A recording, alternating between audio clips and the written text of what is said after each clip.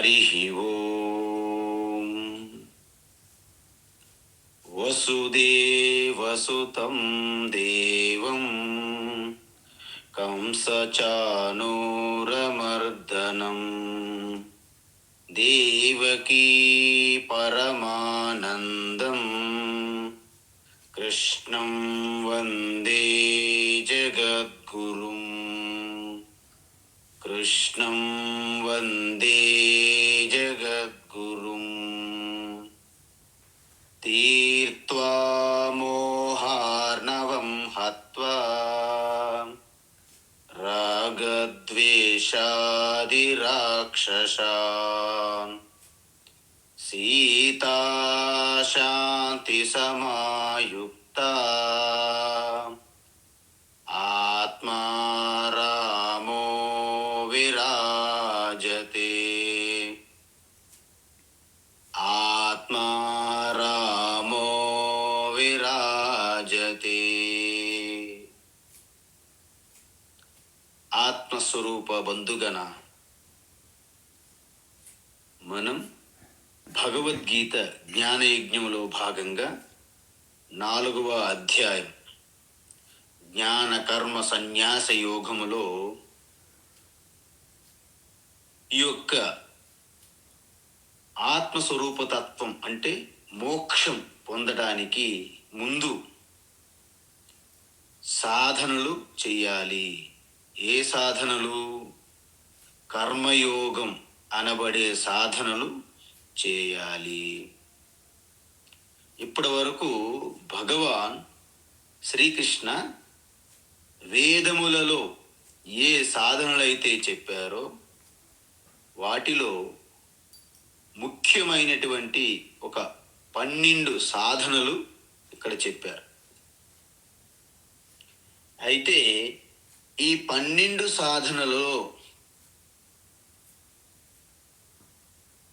11 సాధనలు ఒక రకానికి చెందినవి, మిగిలిన 1 ఇంకొక రకానికి చెందినది. ఎందుకంటే 11 రకముల సాధనలు మన శరీర మనస్సు వాక్కులకు సంబంధించి ద్రవ్య పదార్థములతో కర్మ ద్వారా చేస్తాము. కాబట్టి వాటికి కర్మయజ్ఞాలు అంటారు. మరి ఆఖరిదైనటువంటి జ్ఞానయోగం అనేది ఏంటి? సాధన. అది చేయాల్సిందేమీ లేదు. ఆ స్వరూపం నీవయ్యే ఉన్నావు. నువ్వు ప్రయాణించే మార్గము పొందేదంటూ ఏమీ ఉండదు. మరి ఏమవుతుంది?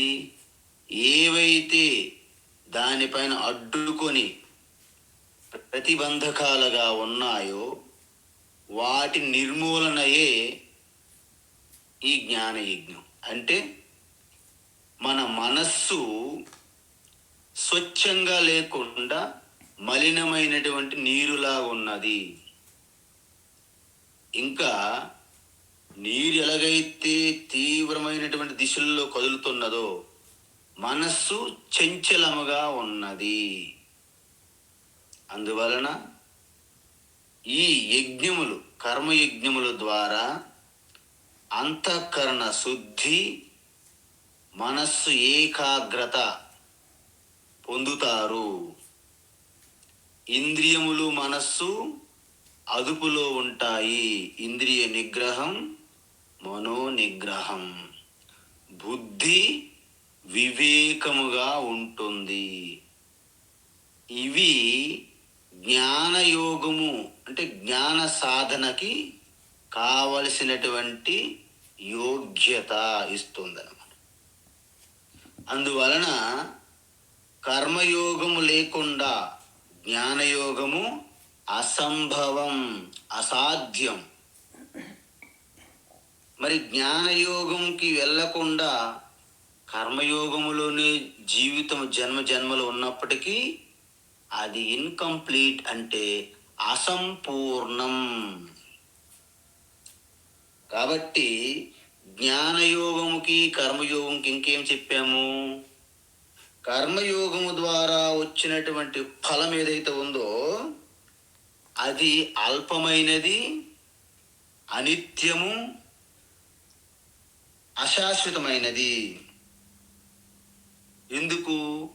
పరిచ్ఛిన్నమైన కర్మ పరిచ్ఛిన్నమైనటువంటి ఫలితమే ఇస్తుంది.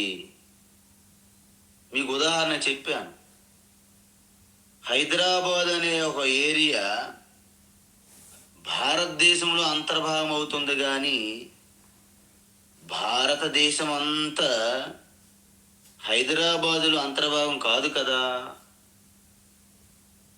మరి కర్మయోగము ద్వారా చేసినటువంటి ఆ ఫలితం ఏదైతే ఉందో ఇవన్నీ అనంతమైన జ్ఞాన ఫలంలో అంతర్భాగం అవుతాయి. ఇది మనకి ఎక్కడ చెప్పారు? 2వ అధ్యాయములో 46వ శ్లోకం ఏం చెప్తుంది? యావానర్థోదపానే సర్వతః సంప్లుతోదకే తావాన్ సర్వేషు వేదేషు బ్రాహ్మణస్య విజానతః అన్న. అంటే మనకి ఒక చిన్న కొలాయి, ఒక బోర్ వెల్ దగ్గర నీరు కోసం మనము పోట్లాడుకుంటున్నటువంటి మన పరిస్థితి, మన చుట్టూ ఒక మంచి త్రాగే నీరు ఉన్న జలాశయం వస్తే ఎలా ఉంటుందో, ఈ కర్మయజ్ఞములు ద్రవ్య పదార్థముల ద్వారా చేసే యజ్ఞముల యొక్క రిజల్ట్స్ ఈ బోరు కొలాయితో సమానంగా ఆత్మస్వరూప తత్వం ద్వారా వచ్చిన పరమ శాంతిలో కంపేర్ చేసుకుంటే అది మంచినీరు, త్రాగునీరు, సరస్సు వలె రిజర్వాయర్ లాంటిది అని చెప్పారు భగవాన్. అయితే ఎంత గొప్ప, ఎలాంటిది? సముద్ర స్నానంలో అన్ని నదీ స్నానాలు ఎలాగైతే అంతర్భాగం అవుతాయో, ఏనుగు పాదములో అన్ని జంతువుల పాదములు కూడా ఎలాగైతే అంతర్భాగం అవుతాయో, సకల కర్మయజ్ఞముల యొక్క ఫలితము ఆత్మ జ్ఞానములో అంతర్భాగం అవుతాయని చెప్పారు. మరి ఇంత గొప్ప ఉత్తమమైనటువంటి శ్రేష్టం కదా జ్ఞానం, ఆత్మజ్ఞానం. మరి అది నేను ఎలా పొందాలని మనకి కుతూహలం కలుగుతుంది కదా అర్జునుడికి. అప్పుడు భగవాన్ ఏమంటున్నారంటే, తద్విద్ధి ప్రణిపాతేన పరిప్రశ్నేన సేవయా ఉపదేక్షంతి తే జ్ఞానం జ్ఞానినస్తత్వదర్శినః అని చెప్పారు భగవాన్. అంటే ఆ జ్ఞానాన్ని ఎలా పొందాలి? ప్రణిపాతేన పరిప్రశ్నేన సేవయా అంటే 3. ప్రణిపాతేన పరిప్రశ్నేన సేవయా తత్వదర్శినః జ్ఞానినః అంటే తత్వదర్శనం నుండి జ్ఞానం, ఆ ఆత్మజ్ఞానం తే నీవు ఉపదేక్షంతి నీకు ఉపదేశిస్తారు, తత్ అది తెలుసుకో. ఇంతకీ ప్రణిపాతేన అంటే ఏమిటి? పరిప్రశ్నేన అంటే ఏమిటి? సేవ అంటే ఏ సేవ? తత్వదర్శన ఎవరు? ఇవి మనం ఇప్పుడు వివరంగా చూడాలి ఈ శ్లోకములో. అయితే జ్ఞాన యజ్ఞాన్ని సొంతంగా చెయ్యలేమని ప్రత్యేకించి చెప్తున్నారు భగవాన్ శ్రీకృష్ణ ఇక్కడ. ఎందుకు? తక్కిన యజ్ఞములన్నీ మీ స్వయంగా మీ శక్తి సామర్థ్యములతో మీరు అద్భుతంగా మేనేజ్మెంట్ చేసి యజ్ఞ యాగాలన్నీ కూడా సమర్థవంతంగా మీరు చేయగలరు. ఎందుకు? దానికి బాహ్యంగా సహాయం అందుతుంది. ఇప్పుడు మనం చేసుకోవాలనుకోండి కర్మయజ్ఞములు, ద్రవ్య పదార్థం తెచ్చే వాళ్ళంతా మనం చేసుకోగలం, మనమే తెచ్చుకోగలం అవసరమైతే. కానీ జ్ఞాన యజ్ఞాన్ని స్వంతంగా చేసుకోలేరు. ఎందుకు? దానికి ఖచ్చితంగా ఒకరు సహాయం చేసి తీరాల్సిందే. బయట నుండి మీకు సహాయం అందాలి. ఏంటా సహాయం? ఒకటి శాస్త్రం. తస్మాత్ శాస్త్రం ప్రమాణంతే అని అంటారు. ఆఖరులు చెప్తారు, 17-16లో చెప్తారు ఇవి. అందువలన శాస్త్రం అంటే ఏంటి? వేదము, ఉపనిషత్తు, వాటి యొక్క తత్వమే భగవద్గీత లాంటిది.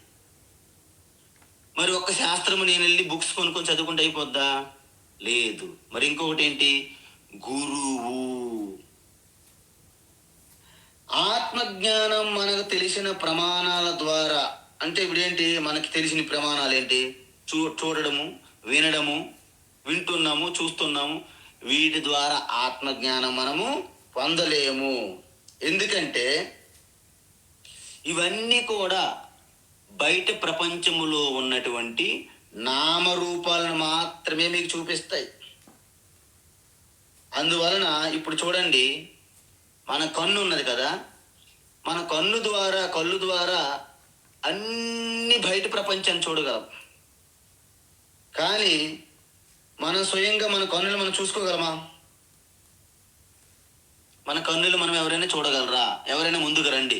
నేను నా కన్నుని నేను చూస్తున్నాను. ఎలా చూస్తున్నారు? అద్దములో చూసిన కన్ను నిజమైన కన్ను కాదు. అద్దం ఏమీ లేకుండా మీ నేత్రములను మీరు చూడగలరా?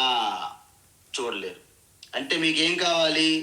దర్పణం లేదా అద్దము కావాలి, మిర్రర్. మరి అద్దంలో చూసుకోవాలి మన కన్నులంటే ఆ యొక్క శరీరాన్ని మాత్రమే చూపెట్టగలదు, కానీ ఇంకా శరీరం లోపల ఉన్నది ఏమైనా చూపెట్టగలదా? అంటే అద్దంలో మన మనస్సు, బుద్ధి మనకు కనిపించదు. ఇక ఆత్మని ఏమి చూపిస్తుంది ఆ అద్దం? అంటే కేవలము స్థూలమైన శరీర భాగమే అద్దంలో కనిపిస్తుంది తప్ప మీ మనస్సును కూడా చూడలేదు. అంటే మనస్సుకి సూక్ష్మ శరీరము అంటారు. ఈ బయట కనిపిస్తున్న చర్మంతో ఇది ఇదం శరీరం కౌంటే అని అంటారు 13వ అధ్యాయంలో. ఈ శరీరము కేవలం స్థూల శరీరం. దీన్నే అద్దంలో మీరు చూడగలరు తప్ప మనస్సు, బుద్ధిని మీరు అద్దంలో చూడలేరు. ఇంకా ఆత్మ ఎక్కడ? చెప్తుంటాను నేను ఎప్పుడు కూడా మీకు, ఉట్టి కందనమ్మ స్వర్గానికి నిచ్చినేసినట్లుగా స్థూల శరీరం మాత్రమే చూడగలదు, మనసు కూడా చూడలేని అద్దము ఆత్మని చూపిస్తుంది, మామూలు అద్దము. అందువలన మరి ఆత్మను చూపెట్టడానికి ఏ అద్దం కావాలి? దానినే శాస్త్ర దర్పణము అంటారు. శాస్త్ర దర్పణము మీకు ఉన్నప్పుడు మీ ఆత్మస్వరూపాన్ని, ఎలాగైతే మీ ముఖము మామూలు అద్దములో ఎలా కనిపిస్తుందో, శాస్త్ర దర్పణములో మీ ఆత్మను దర్శించుకుంటారు అని చెప్తున్న భగవాన్ శ్రీకృష్ణ. అయితే కన్నును అద్దములో మాత్రమే చూడగలమన్నాం కదా, కాదు కది. కానీ ఇప్పుడు అద్దం ఏమైనా సరే మట్టి, దుమ్ము, ధూళిగా ఉన్నది అనుకోండి. ఒకసారి అద్దము దుమ్ము, ధూళి, మట్టి ఉందనుకోండి, మనం ఏం చేస్తాం? దాన్ని ఒక వెట్ క్లాత్, కొంచెం తడి గుడ్డతో మనం బాగా క్లీన్ చేస్తాం కదా. మరి అలాగే శాస్త్ర అద్దము కూడా ఏ విధంగా వాడాలి, ఏ విధంగా నా ఆత్మను దర్శించాలి అని చెప్పడానికి మీకు గైడ్ ఉండాలి కదా. ఆ గైడే గురువు అంటారు. ఆ గురువు శాస్త్ర దర్పణాన్ని, శాస్త్ర అద్దమును ఏ విధంగా ఉపయోగించాలి అంటే, ఆ శాస్త్రము చెప్పిన దాని విషయాన్ని, జ్ఞానాన్ని విడమరచి పూర్తిగా విశ్లేషించి దానికి దృష్టాంతములు, ఉదాహరణలతో నిత్య జీవితములు అన్వయించి మీకు చెప్పగలిగే ఒక గైడు, అంటే ఒక గురువు ఉంటేనే శాస్త్ర దర్పణం మీకు ఉపయోగపడుతుంది. అందువలన ఆ శాస్త్ర అర్థమును మీకు చూపెట్టాలంటే మీరు స్వయంగా చూసుకోలేరు. అందుకే భగవాన్ శంకరాచార్య ఏమన్నారంటే, శాస్త్రజ్ఞోపి పండిత మేధావి అపి ఆత్మజ్ఞాన అన్వేషణం స్వతంత్రేణ నా కదాచిత్ కుర్యాత్. చూసారా సంస్కృతం ఎంత సులభం, మీకు అర్థమైపోయింది నేను చెప్పినప్పుడే. అంటే ఎంత మేధావి సకల శాస్త్ర కోవిలైనప్పటికీ మీ కెమిస్ట్రీలో పిహెచ్డి, ఫిజిక్స్లోకి పిహెచ్డి, హిస్టరీలో పిహెచ్డి, అనేక శాస్త్రం చదివేశారు మీరు, డాక్టరేట్లు, గోల్డ్ మెడల్స్. అయినప్పటికీ ఆత్మస్వరూప దర్శనముకు సంబంధించిన ఆత్మ విద్య మీరు స్వతంత్రంగా ఎప్పుడూ చేయవద్దు అని చెప్పారు శాస్త్రంలో. అంటే మీకు ఖచ్చితంగా కర్మయోగము ద్వారా అంతఃకరణ శుద్ధి సాధించిన తర్వాత ఆ పుణ్యవశాత్తు ఈశ్వరుడు మీకు గురువులు తారసపడేటట్లు చేస్తారు. లేకపోతే మీరెళ్ళే ఆ గురువును పట్టుకోగలగడానికి ఈశ్వరుడే సహాయం చేస్తారు. అందువలన గురువు ద్వారా మాత్రమే మీకు ఈ యొక్క శాస్త్రము యొక్క దర్పణము దర్శించగలుగుతారు, మీ ఆత్మను. ఇంతకీ గురువులంటే ఎవరు? ఎన్ని రకాల గురువులు ఉంటారు? ఎన్ని రకాల గురువులు ఉంటారంటే, వాస్తవానికి ముఖ్యంగా ఇక్కడ ఒక 3 రకాల గురువులుగా ఉంటారు. ఎవరు వారు? మంత్రోపదేశం చేసే గురువు. మీకు మంత్రదీక్ష ఇస్తారు ఆయన, అంతే. అప్పుడు ఏం చేస్తారు మీరు వెళ్ళి వారికి సాష్టాంగ దండ ప్రమాణాలు చేసి కొంత దక్షిణ అవి ఇచ్చినప్పుడు వారి మీకు మంత్రోపదేశం చేసి విడిచిపెడతారు. మరి 2వ రకం గురువులు ఎవరు? మనకి ఎంతో స్ఫూర్తి నింపుతారు, ప్రేరణ కలిగిస్తారు. ప్రతి క్షణములో వారు మీకు ప్రేరణ అందిస్తుంటారు. మనకి ఎంతమంది గురువులు ఉన్నారు, మన ఋషులు, యోగులు, వీళ్ళందరూ కృష్ణ, శంకర, బుద్ధ, వివేకానంద, ఇలాంటి శివానంద, చిన్మయానంద, దయానంద, ఇలాంటి అందరు పూజ్య స్వాములు, పరమ పూజ్యులు, కారణ జన్ములు, వీళ్ళందరూ కూడాను ప్రేరణ కలిగిస్తుంటారు. ఇప్పుడు ఎందుకు? భౌతికంగా వాళ్ళు మీ దగ్గర లేరు, లేకపోయినా వారు మీకు ప్రేరణ ఇస్తారు. ఉన్నప్పటికీ వాళ్ళు మీకు ఎక్కడో ఉన్నప్పటికీ మీకు ప్రేరణ వస్తుంది, స్ఫూర్తి, ఇన్స్పిరేషన్ అంటారు. ఇది 2వ రకం గురువులు. 3వ రకం గురువు ఎవరు? బోధ చేసే గురువు, ఉపదేశం చేసే గురువు. మీ ఆత్మతత్వము అరటిపండు ఒలిచే విధంగా ఒలిచి ఆ అరటిపండు మీ చేతిలో పెట్టి బోధ చేసే గురువు 3వ రకం గురువు అంటారు. ఈ 3 గురువుల మధ్య ఉన్నటువంటి భేదము, తేడా మీరు సరిగ్గా అర్థం చేసుకుంటే మీకు ఎంతో శ్రేయస్కరం. ఎందుకు? మంత్రోపదేశం అనేది, అంటే మంత్రోపదేశం చేయడం అనేది ఒక అర్ధగంట పని. మనం వెళ్ళి పాద పూజ చేసేస్తాం, గురువు మంత్రాన్ని బోధిస్తారు, మంత్రం ఇచ్చేస్తారు, అయిపోయింది. అందులో మీకు ఎటువంటి ప్రశ్నలు అడిగే అవకాశమే లేదు. ఆ ప్రశ్నలకి వారు సమాధానం చెప్పే ఛాన్సే లేదు. మరి ప్రేరణ కలిగించే గురువు సంగతి ఏమిటి? ప్రేరణ కలిగించే గురువు మన శిష్యులు, అంటే స్టూడెంట్స్లో ఉత్సాహం కలుగు చేయడానికి ప్రయత్నిస్తారు. అందుకే ఇప్పుడు చూడండి, సమాజంలో కొన్ని 100 మంది, 1000 మంది ఆడియన్స్ ఉంటారు. ఆయన స్టేజ్ మీద కూర్చుంటాడు. కొన్ని ఆయన అద్భుతంగా మాట్లాడితే కొంత ఇన్స్పిరేషన్ వస్తుంది కింద ఉన్న వాళ్ళకి, అంతే. ఆ ఉత్సాహం కలిగిస్తారు, అంతే. తప్ప మీ స్వరూపతత్వం యొక్క సంశయములు కానీ, ఆ ప్రశ్నలకు సమాధానాలు కానీ అవేమీ చెప్పరు. మరి కృష్ణ పరమాత్మ ఇక్కడ మంత్రోపదేశం చేశారా? కేవలము ప్రేరణ ఇచ్చి ఆపేశారా? చూసారా, భగవాన్ శ్రీకృష్ణ మంత్రోపదేశం చేయలేదు. భగవాన్ శ్రీకృష్ణ మొట్టమొదటిసారిగా కొంత ప్రేరణ ఇవ్వాలని, స్ఫూర్తి ఇవ్వాలని ప్రయత్నించారు. ఏమిటి? క్లైభ్యం మాస్మగమ పార్థ నైతత్వయ్యుపపద్యతే క్షుద్రం హృదయ దౌర్బల్యం త్యక్తోత్తిష్ట పరంతప. హే అర్జున, నీకు ఇలాంటి క్లేబ అవస్థ, క్లేబ్ అంటే యునక్ అంటారు. యునక్ అంటే ఏంటంటే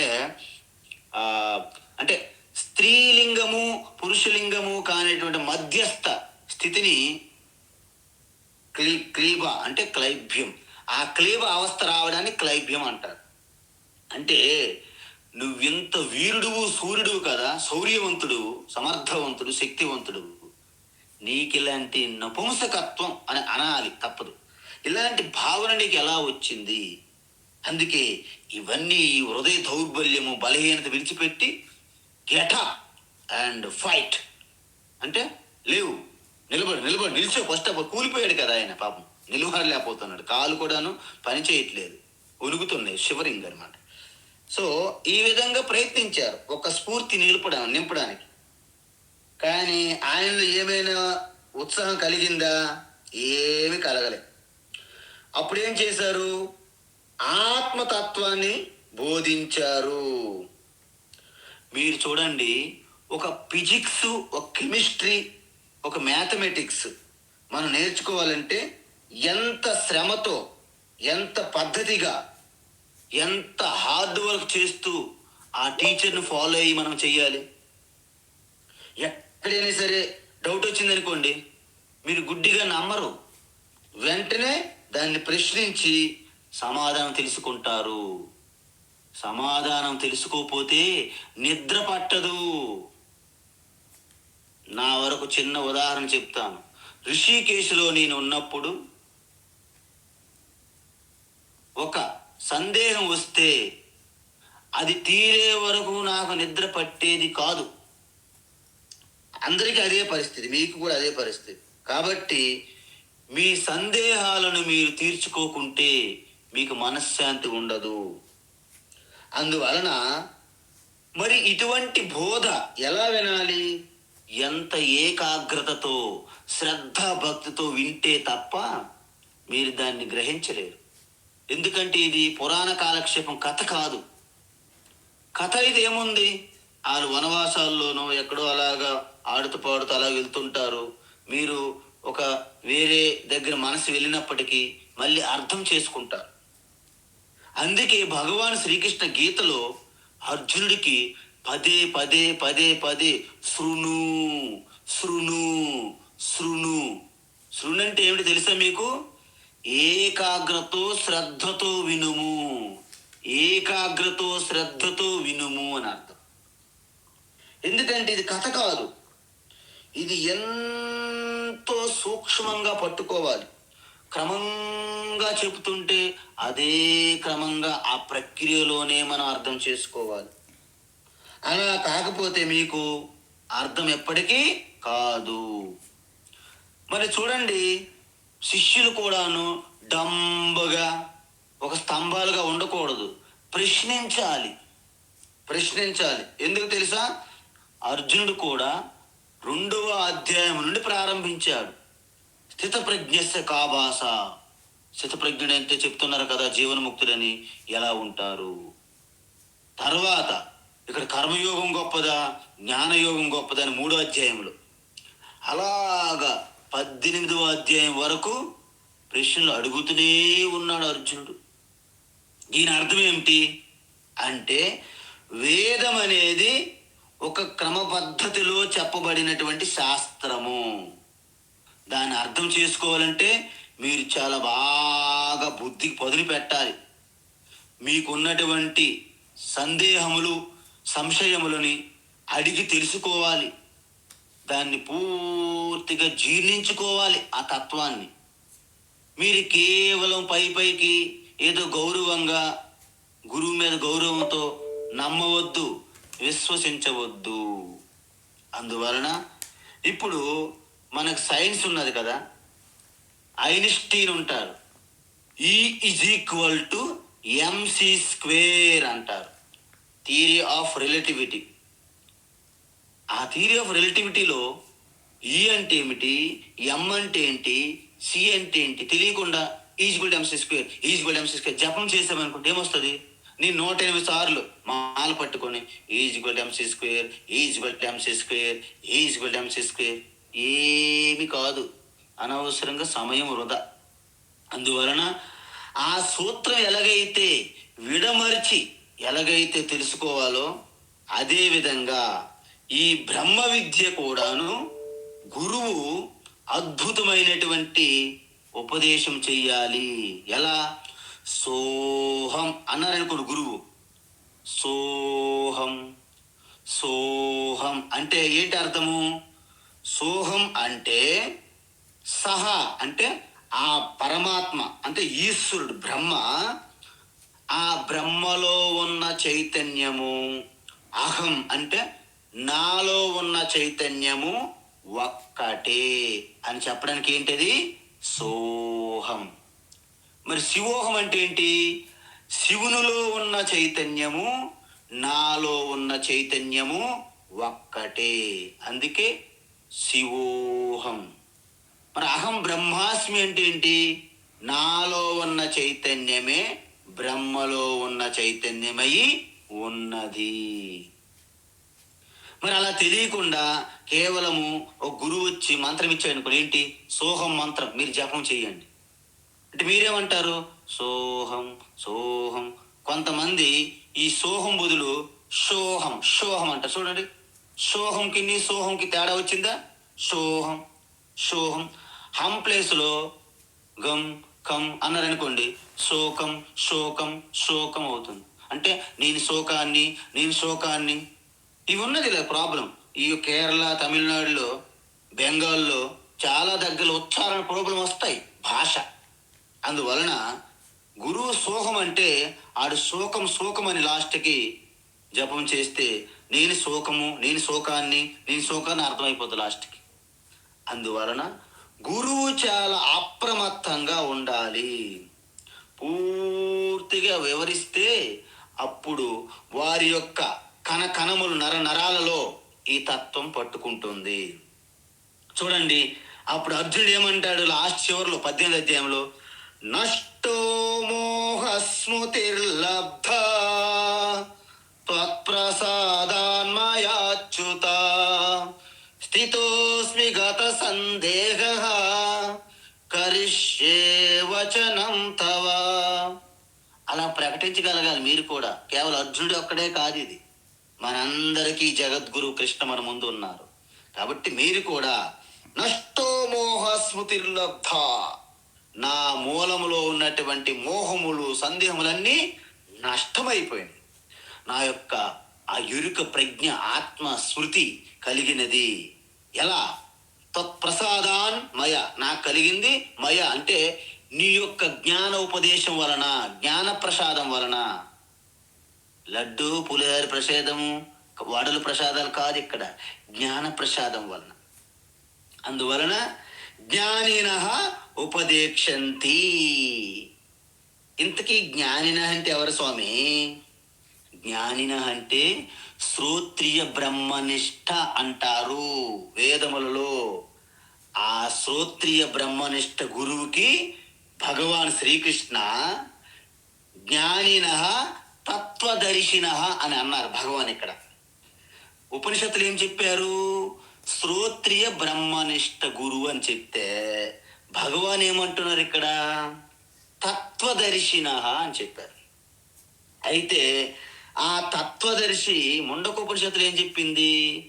ఎవరైతే శిష్యులు, స్టూడెంట్లు, మనందరం సమాజాన్ని ప్రతి విషయాన్ని పరిశీలిస్తే అంత కూడా అనిత్యము, తాత్కాలికమే, ఏది శాశ్వతము కాదు. మరి ఈ తాత్కాలికమైనటువంటి కర్మల ద్వారా శాశ్వతమైనటువంటి మోక్షాన్ని పొందలేను అని స్పష్టం అయిన తరువాత గురువు దగ్గరికి వెళ్ళి సమీపించి సాష్టాంగ ప్రణామాలు అర్పించి గురువుకి ఏదైనా సరే సేవ చేస్తూ గురువు ద్వారా జ్ఞానోపదేశం పొందాలని ఉపనిషత్ చెప్పింది. ఎలా? పరీక్షలో కాన్ కర్మ చితాన్ బ్రాహ్మణో నిర్వేదమాయా నాస్తి కృతం కృతేన తద్విజ్ఞానార్థం సహ గురుం అభిగచ్చేత్ సమిత్పానిః శ్రోత్రియం బ్రహ్మనిష్టం. శ్రోత్రియం బ్రహ్మనిష్ట గురువు దగ్గరికి వెళ్ళి చేయమన్నారు. అలాగే మన వాళ్ళు అంటారు, ఆటో డ్రైవర్లు హలో గురు, లారీ డ్రైవర్లు హలో గురు, హాయ్ గురు, హలో గురు కామన్ అయిపోయింది మనకి. ప్రతి మార్కెట్లోను ప్రతి ప్లేస్లోను హలో గురు, హలో గురు, హాయ్ గురు అంటుంటారు. అందుకే గురువు శబ్దంకి ఎంతో అవమానించారు ఆల్రెడీ ఎప్పటి నుండో. అందుకే గురువు అంటే నాకు భయం వేస్తుంది. ఇది ఏంటి ఇంతకీ ఏ గురువు? హలో గురువా, హాయ్ గురువా, లేకపోతే ఏమి గురువు, భగవద్గీత గురువా తెలియదు. అందుకే గురువు అంటే నాకెందుకు భయం. అందుకే అనొద్దు అని చెప్తుంటాను కూడా చాలా దగ్గర. కాబట్టి ఇలా తయారు చేసి పెట్టాం మన సమాజం. అయితే ఇంతకీ గురువు ఎలా ఉండాలి? గురువు ఎలా ఉండాలి? మీ అందరికీ తెలుసు, అద్భుతమైనటువంటి మహాకవి కాళిదాస గురువు గురించి ఒక విషయం చెప్పారు. ఏంటి? ఆయన నాటకాలు రాశారు, చాలా నాటకాలు సంస్కృతంలో. మాళవికాగ్ని మిత్రంలో ఆయన ఏమన్నారంటే, సృష్టా క్రియా కస్యచిదాత్మ సంస్థా సంక్రాంతిరన్యస్య విశేషయుక్త యస్యోభయం సాధు సశిక్షకానాం దూరే ప్రతిష్టాపయితవ్యయేవ. చూసారా అద్భుతం? అసలు ఎంత అద్భుతం కాళిదాస్ చెప్పారంటే, చాలా మంది గురువులు టీచర్స్ ఉంటారు, వారికి అద్భుతమైనటువంటి జ్ఞానం ఉండవచ్చును, కానీ వాళ్ళు విడమరిచి మీకు అర్థమయ్యే విధంగా చెప్పరు. కొంతమంది చెప్పలేకపోవచ్చును కూడా. వారి జ్ఞానం ఉన్నది కానీ చెప్పలేకపోవచ్చును కూడా. కానీ అసలైన గురువులు ఎవరు? అద్భుతమైనటువంటి తత్వాన్ని తెలుసుకున్న తర్వాత ఆ అద్భుతమైన తత్వాన్ని అద్భుతమైన రీతిలో అద్భుతంగా అర్థం చేసుకునే శిష్యులకి అద్భుతంగా చెప్పాలి. అందుకే దీన్ని అద్భుతం అంటారన్నమాట బ్రహ్మ విద్యని.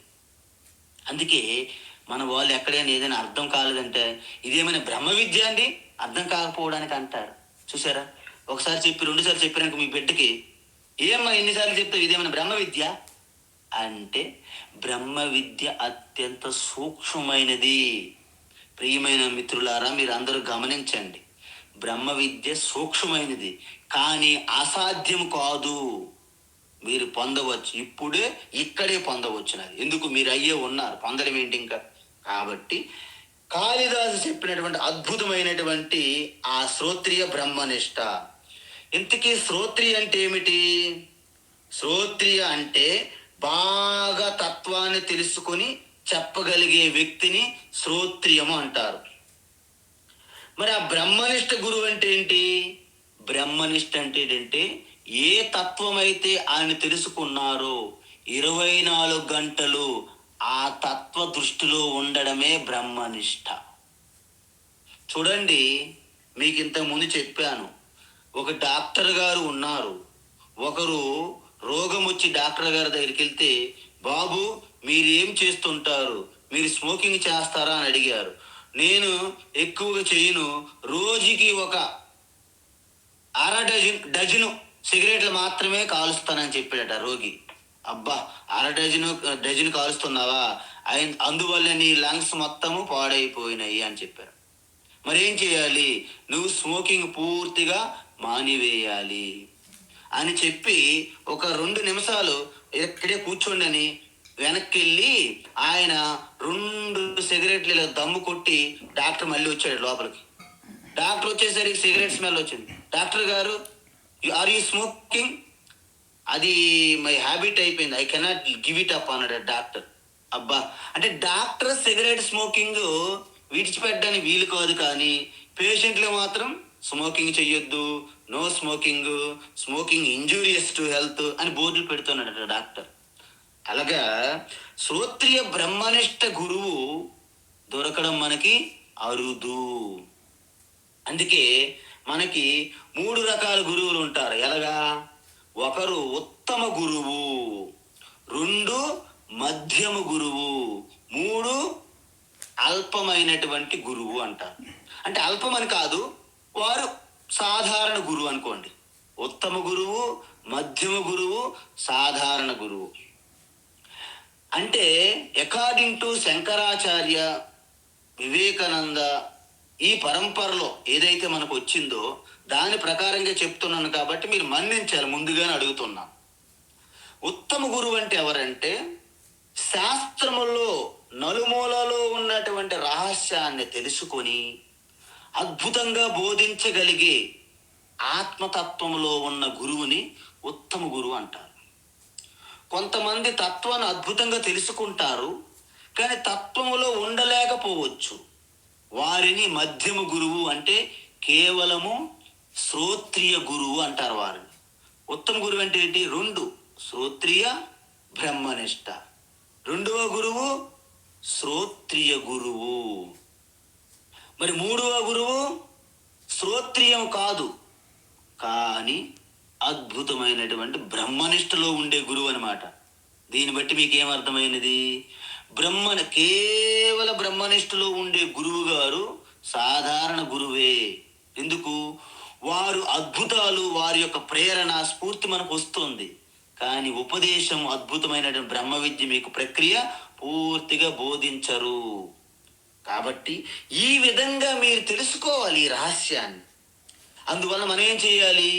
వారందరికీ మంత్ర ఉపదేశం గురువు, ప్రేరణ కలిగించే గురువు, వారికి నమస్కారాలు పెట్టి వారి దగ్గర ఆశీర్వాదాలు తీసుకోవాలి తప్ప వారి దగ్గర నుండి మీరు బోధ పొందలేరు.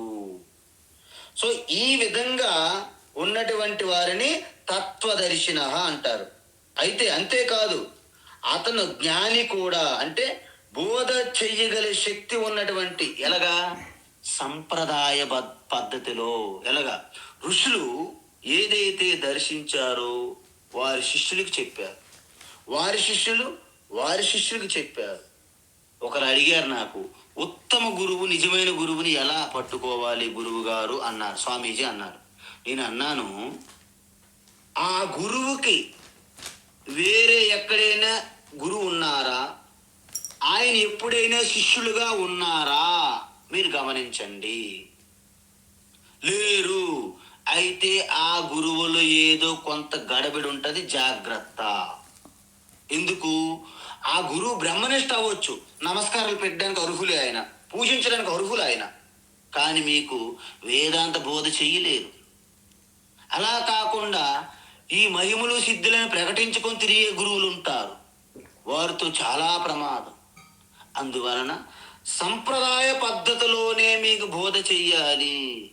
కృష్ణ పరమాత్మ కూడా సొంత సిద్ధాంతాన్ని ఎక్కడ చెప్పలేదు. ఇప్పుడు అంత వేదములో ఉన్నట్టుగా అలాగా ఒకసారి అర్జునుడికి చెప్పాడు. దీన్ని సంప్రదాయ గురువు అంటారు. అందువలన ఎవరైతే మరి ఇది బోధించడానికే వీలు పడదు కదా, మరి మీరు ఎలా బోధించుతున్నారు అని మీరు అడుగుతున్నారు. నాకు అడగాలి.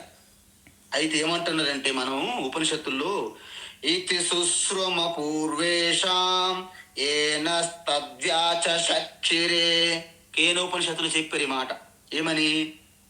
మేమిది డైరెక్ట్గా బోధించలేము, కానీ మా గురువులు ఏ పద్ధతి అయితే వాడారో ఆ పద్ధతిలో బోధించడానికి ప్రయత్నిస్తున్నాము అని చెప్పారు.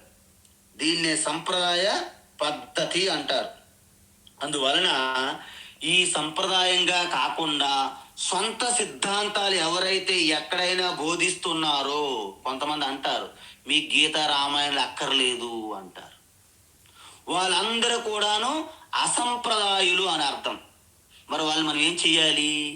భగవాన్ శంకరాచార్య భాష్యములు ఏం రాశారంటే, అసంప్రదాయ విత్ మూర్ఖవత్ ఉపేక్షణీయ.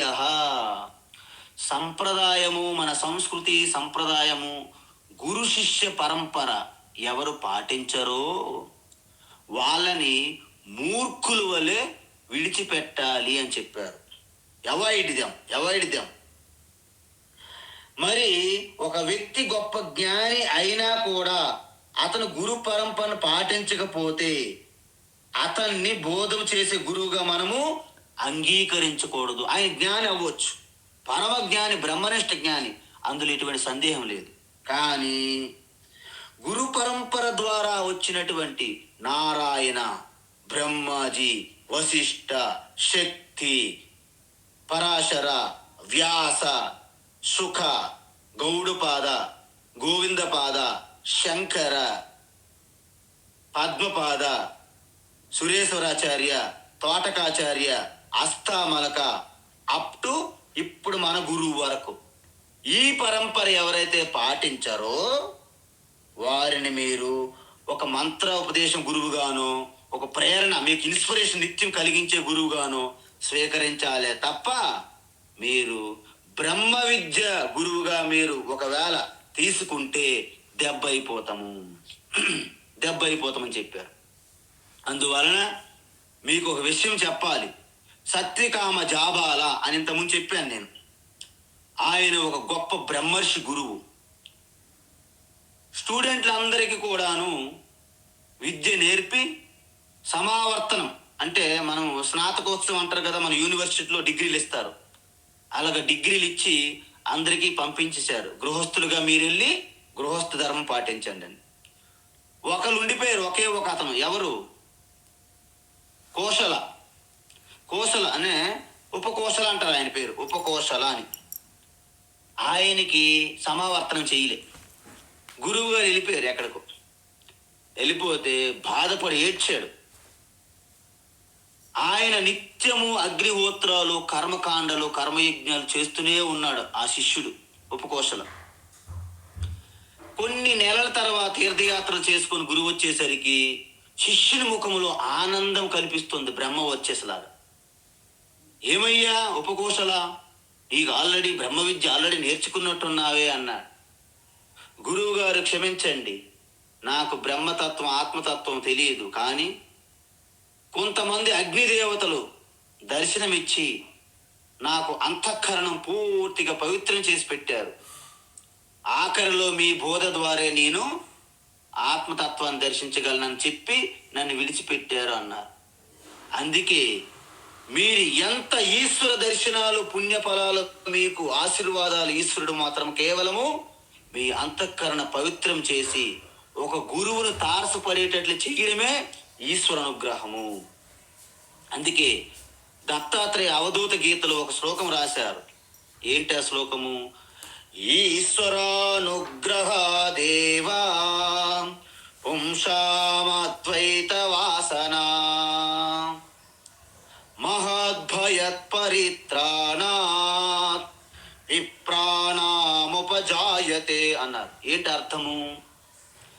నీకు కేవలము ఈ భగవద్గీత ఉదయాన్నే బ్రహ్మ విద్య తపస్సులో, జ్ఞాన తపస్సులో మీరందరూ నిమగ్నమై ఉన్నారంటే మీకు నాకు కలిగినటువంటి ఈ సత్సంగ భాగ్యము అనేక జన్మల్లో మనం చేసినటువంటి పుణ్యఫలము యొక్క రిజల్ట్ ఇవేళ. అంతే తప్ప అనుకోకుండా ఏమీ జరగవు. నేనెక్కడో నాకు అసలు టైం తెలియక, ఆరం తెలియక హిమాలయాల్లో, ఉత్తరకాశీ, గంగోత్రిలో తిరుక్కునే వాళ్ళం, ట్రెక్కింగ్లు చేసుకొని. అలాంటి వాళ్ళం హైదరాబాద్ నగరం రావడం ఏంటి? శ్రీనివాస స్వామి లాంటి అద్భుతమైన కర్మయోగి ఇలాంటి వారు మీ అందరికీ ముందు నడిపించడానికి ఆయన చేస్తున్న కృషి అద్భుతం, అతులనీయం. కాబట్టి ఇదంతా ఈశ్వరుడు కల్పించినటువంటి మనకి ఒక అవకాశం. కాబట్టి మీరు సద్వినియోగం చేసుకోవాలి, దుర్వినియోగం చేసుకోకూడదు. ఈ విధంగా ఎప్పుడైతే అప్పుడు అన్నారో ఆ విధంగా అప్పుడు ఏమన్నారంటే ఆయన సత్యకామ జాబాల, ఆచార్యాత్ హి విద్య విదితం సాధిష్టం ప్రాపతు అన్నారు. ఎందుకు? కేవలము ఇండైరెక్ట్ సోర్సుల ద్వారా తెలుసుకుంటే మీకు జ్ఞానం తెలుసుకుంటారు, ఆ ప్రయోజనం పొందరు. మరి ఎలా? సాక్షాత్ ఆచార్యాత్, కేవలము ఆ ఆచార్య ముఖము నుండి మీరు వినాలి. అదే మీకు ఆత్మ విద్య, మీకు మోక్ష ప్రయోజనం కలిగిస్తుందని చెప్పారు అక్కడ. మరి ఇంకొక ప్లేస్లో ఏం చెప్పారంటే ఆచార్యవాన్ పురుషో వేద అని చెప్పారు. అంటే ఏంటి? ఆచార్యవాన్ పురుషో వేద. ఎవరికైతే, ఏ వ్యక్తి, ఏ స్టూడెంట్కి అయితే శ్రోత్రియ బ్రహ్మనిష్ట కలిగినట్టు గురువు వారికి అందుబాటులో ఉంటారో వాళ్ళ ఆత్మతత్వాన్ని దర్శించినట్టే. ముందే రాసుకోండి మీరు పేపర్ మీద, ఎస్ నేను రియలైజ్డ్, ఐఆమ్ లిబరేటెడ్, నేను మోక్షమై ఉన్నాను అని మీరు రాసుకోవచ్చు. ఎందుకు? మీకు శ్రోత్రియ బ్రహ్మనిష్ఠ గురువు మీకు ఆల్రెడీ అవైలబుల్ ఉన్నాడు మీ దగ్గర. మరి సనత్ కుమార్ దగ్గరికి నారద మహర్షి వెళ్తాడు. మీకు తెలుసు కదా, నారద అంటే మామూలు అండి. నారం దదాతీతి నారద. నారం అంటే జ్ఞానం, దదాతి అంటే ఇచ్చేవాడు. జ్ఞానాన్ని ఇచ్చే ఆ దేవర్షి నారద కూడా ఆత్మతత్వం ముందు పొందకుండా ఎంతో శోకం అనిపించాడు. ఆయన సనత్ కుమార్ దగ్గరికి వెళ్ళి ఊరికే, ఏ సనత్ కుమార్ గారు నాకు ఆత్మబోధ చెప్పండి అని అనలేదు. ఏమన్నాడు? అదీ భగవన్ ఇది హ ఉపససాధ. సాక్షాత్తు సాష్టాంగ ప్రమాణం వెళ్ళి చేశాడు సనత్ కుమారులకి. ఏమన్నారు? నాకు బ్రహ్మ విద్య బోధించండి. ఎందుకు బోధించాలి? ఎందుకు బోధించాలంటే ఆయన ఏమన్నాడంటే, సోహం భగవః మంత్ర విదేవ అస్మి. నాకు మొత్తం మంత్రాల యొక్క అర్థాలు తెలుసు, సకల శాస్త్రాలు మొత్తం చదివేశాను, అన్ని శాస్త్రాలు చదివేశాను. ఎన్ని శాస్త్రాలు చదివాడు? మొత్తం వేదములన్నీ, ఋగ్వేదము, యజుర్వేదము, సామవేదము, అథర్వ వేదము, వేదములు, ఇతిహాసాలు, పురాణాలు, పంచవేదము, పిత్రియానము, రాశము, దైవము, నిధిము, వాక్యనము, ఏకాయనము, దేవ విద్య, భూత విద్య, క్షత్ర విద్య, నక్షత్ర విద్య, సర్ప విద్య, గంధర్వ విద్య, బ్రహ్మ విద్య. ఇవన్నీ విద్యలండి బాబు. నారద మహర్షికి తెలుసును ఇవన్నీ తెలుసుకున్నా కూడాను నా ఆత్మవిత్ భగవాన్, నాకు ఆత్మ సాక్షాత్కారం ఒక్కటే జరగలేదు, ఆత్మ సాక్షాత్కారము లేదు. అన్ని శాస్త్రాలు మొత్తం నువ్వే శాస్త్రం చెప్పు నాకు తెలుసు అంటాను. అది కంఠస్థ కూడా, నాకు బుక్కులు ఏం లేవు నా దగ్గర, మొత్తం కంఠస్థ నోటికి అని చెప్పారు నారద. అయితే నా ఆత్మవిత్తు, హే భగవాన్ నేను ఆత్మవిత్తును కాదు, ఆత్మస్వరూపం తెలుసుకున్న వాడిని మాత్రం కాదు. శృతం విన్నాను. ఏంటి? హే భగవద్ ఋషేభ్య, అంటే ఋషుల ద్వారా విన్నాను అక్కడక్కడ సత్సంగాల్లో. తరతి శోకం ఆత్మవితు, అంటే ఆత్మస్వరూపం తెలుసుకుంటే పూర్తిగా శోకము నుండి బయటపడతామని విన్నాను.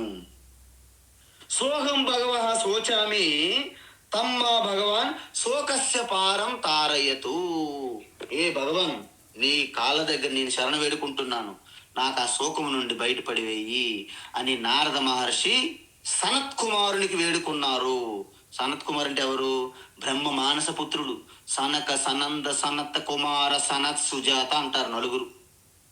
కాబట్టి ఇలాంటి ఈ గొప్ప విద్యకి మీరెళ్ళి పిలిపించుకొని వాళ్ళ కమాండ్లు చేసి ఆదేశించి, స్వామి రండి చెప్పండి, ఇది చెప్తారా లేదా అని భయపెట్టకూడదు స్వాముల్ని, గురువుల్ని. అప్పుడు మీకు అది బ్రహ్మ విద్య కాదు, బ్రహ్మ విద్య అవుతుంది. కాబట్టి ఇది మీరు అద్భుతంగా తెలుసుకోవాలి. అయితే మరి ఇలాంటి విద్య పొందాలంటే మనం మామూలు సాధారణంగా పొందగలమా? లేదు. అంటే దీనికి 2 అర్హతలు చెప్తున్నారు భగవాన్ శ్రీకృష్ణ. ఏంటి అర్హతలు? 1 జిజ్ఞాస, 2 వినయ విధేయము. మరి ఈ జ్ఞానం పొందాలనే తీవ్రమైన తపన ఎవరికి ఉంటుందో దానిని జిజ్ఞాస అంటారు. ఇక్కడ ఏం చెప్పారు దానికి? శ్లోకములో పరిప్రశ్నేన. ఇక్కడ పరిప్రశ్నేన అంటే జిజ్ఞాస. జిజ్ఞాస అంటే ఏంటి? జ్ఞానం ఇచ్చ, అంటే జ్ఞానం మీద మీకు తీవ్రమైన ఇచ్చ ఏదైతే ఉందో దాన్ని జిజ్ఞాస అంటారు. జ్ఞాతుమిచ్చ జిజ్ఞాస అని అర్థం. అయితే రెండోది ఏంటి? వినయం. అంటే నా అజ్ఞానాన్ని వినయంగా ఒప్పుకోవాలి. చాలా మంది ఒప్పుకోరు, నాకు అంతా తెలుసనే భ్రమలోనే కూర్చుంటారు. అందువలన ఇది చాలా కష్టం. వినయం చూపాలంటే అహంకారాన్ని మనము తగ్గించుకోవాలి, మనలో అభిమానము తగ్గించుకోవాలి, దంభము, దర్పము, ఇవన్నీ మానము, ఈ యొక్క మొత్తం మర్యాదలన్నీ కాస్త పక్కన పెట్టి వినయంగా ఉండాలి. అర్థమవుతుందండి? నేను ఎన్నో పుస్తకాలు చదివాను, ఎంతో మంది స్వాములను చూశాను, ఎంతో మంది గురువులను చూశాను. ఇలాంటి అభిమానం పక్కన పెట్టాలి. ఎందుకు? గురువు గారు మీకు మీ ఏ స్థితిలో ఉన్నారు, మీకు ఎలా చెప్పాలి, అది గురువు గారి యొక్క బాధ్యత. మరి శిష్యులకి వినయం ఉందా లేదా గురువు ఎలా తెలుసుకుంటారు? ఎలా తెలుస్తుంది? తద్విద్ది ప్రణిపాతేన. అది తెలుసుకోవాలంటే ప్రణిపాతేన. నిపాత అంటే పడిపోవడం, అంటే ఫాలింగ్, కింద పడడం. ప్రణిపాత అంటే పూర్తిగా దండవత్ ప్రణామం. అంటే ఏంటి? ఒక కర్ర భూమి మీద పెడితే ఎలాగైతే పూర్తిగా భూమికి తాకి ఉంటుందో ఆ విధంగా మనిషి పడడమే ప్రణిపాత అంటారు. ప్రకర్షేణ నిపాత ఇది ప్రణిపాతం. అందువలన గురువు దగ్గరికి వెళ్ళి సాష్టాంగ నమస్కారం చెయ్యాలి. అప్పుడు ఏమవుతుంది? వినయం ఉన్నటువంటి ఆ యొక్క శిష్యుని యొక్క గొప్పతనము గురువుకు తెలుస్తుంది అన్నమాట. అలాగే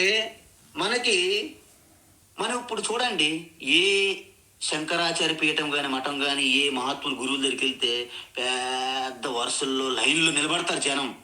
ఎవరు కూడా బ్రహ్మ విద్య కావాలి జిజ్ఞాసతో కాదు. వాళ్ళకేంటి?